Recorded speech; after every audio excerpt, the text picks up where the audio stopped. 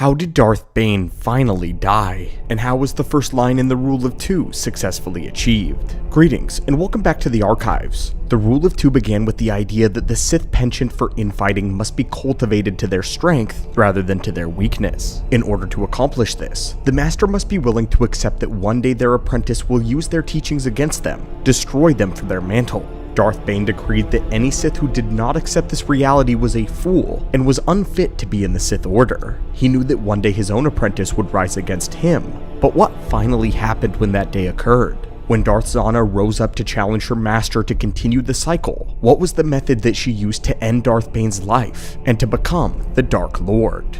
Well, greetings. Today we aim to understand how the dynasty of evil began with the death of its creator. What's compelling is that Darth Bane grew very concerned about his apprentice in the latter years of his life, 20 years after having begun her training, as she had only attempted to betray him once, a plan that ended disastrously.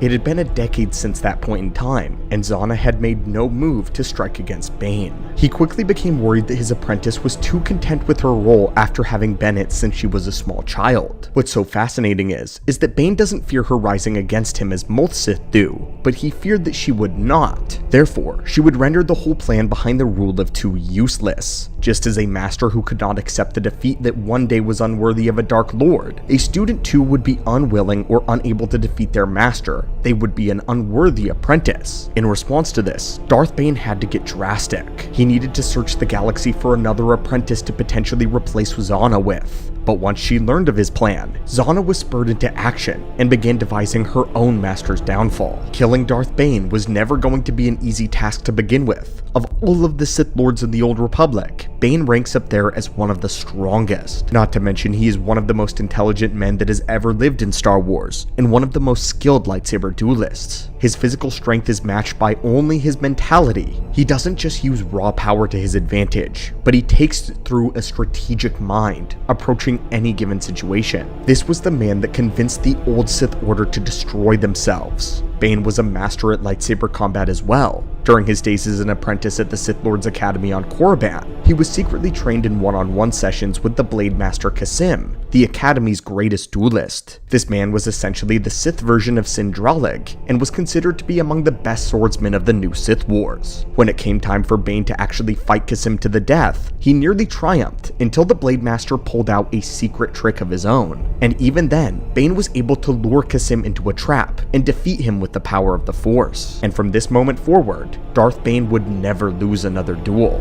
By this point in his life, he had become a master of Form 5 Gem So, as well as Form 3 Sarisu, a deadly combination. Because of his physical stature, he could inflict shattering blows with every swing of his lightsaber. In Legends or the EU, Darth Bane's lightsaber hilt also sported a distinct curve design, making it appear hooked in appearance. Not only did this lead to more accurate blade work, but using two hands, Bane was able to hook the blade and use it as a lever to cleave through his enemies. This type of leverage only added to the intensity of his blows. At this point, he had learned to master the defensive style as well, once he got rid of the Orbalisk armor which had previously rendered him essentially invincible to any physical blows. Darth Bane felt that he was now vulnerable without the shell of coverage, and so he learned to shield himself, continuously swirling parries with his lightsaber. His perfection of Form 3 was so refined that he once trained by walking through rainfall with practicing the sequences in motion, and in doing this, not a single drop of water ever touched him.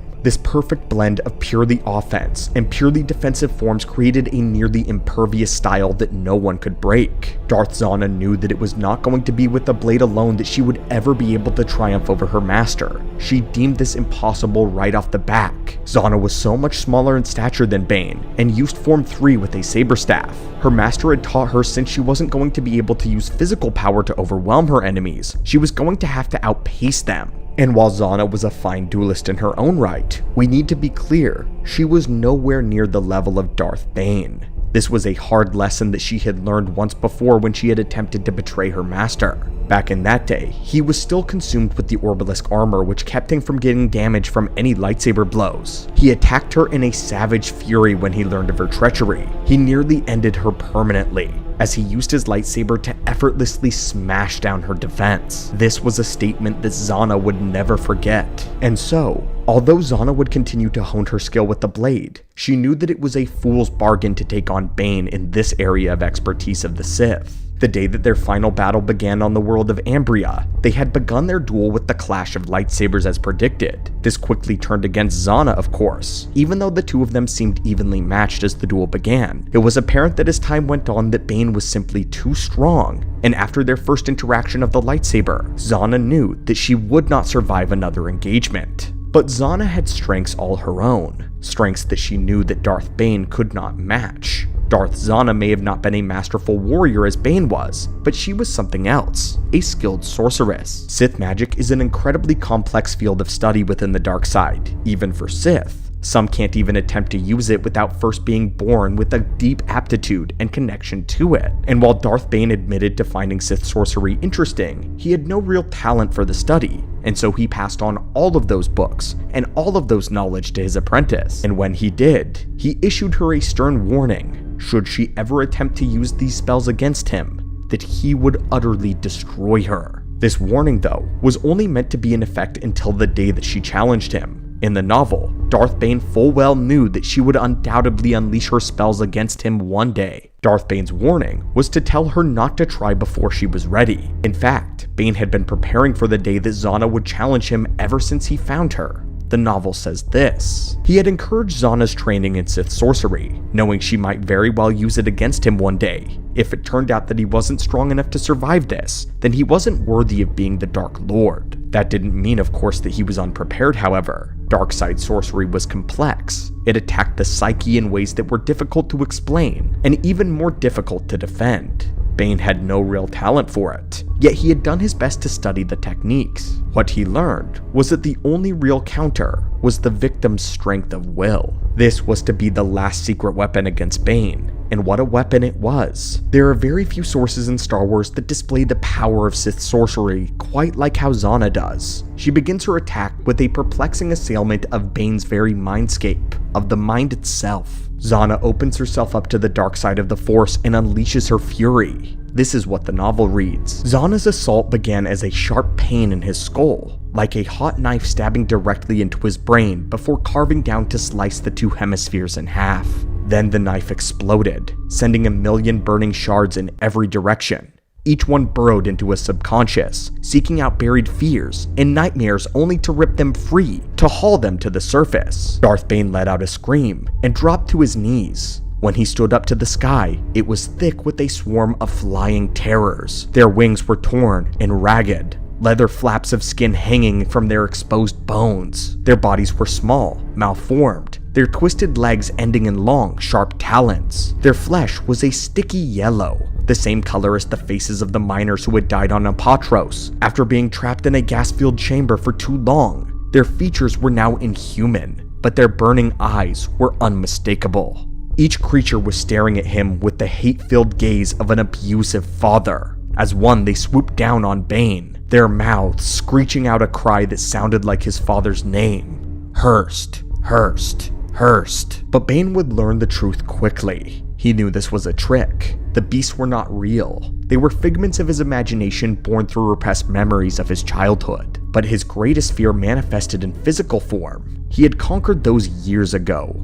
He had only turned fear of his abuse into anger, hate, and because of that, power. He countered her spells with a primal shout, or what we know as a Force Bellow, a powerful dark side ability where a Sith unleashes a concussive wave of energy through an explosive scream. This is actually a different ability from a Force Scream, which cuts the Jedi off from the Force by instilling them with fear using the dark side. Bane's Force Bellow was so intense though that it actually manifested bright violet energy that erased all of the nightmares from view and knocked Zannah to her feet. This would have been the end of her, but she had one final trick. Throughout her life, Zannah had studied just the material not just given to her by her master, but also knowledge and material that she had found herself. And armed with this new power was unknown to Bane, a secret spell. Zannah reached out to the very world of Ambria around them and gave corporeal form to the dark side that she sensed there. She summoned several long tentacles of dark smoky energy. Each one was like a serpent at her command, and although the spell was taxing, it was insanely powerful.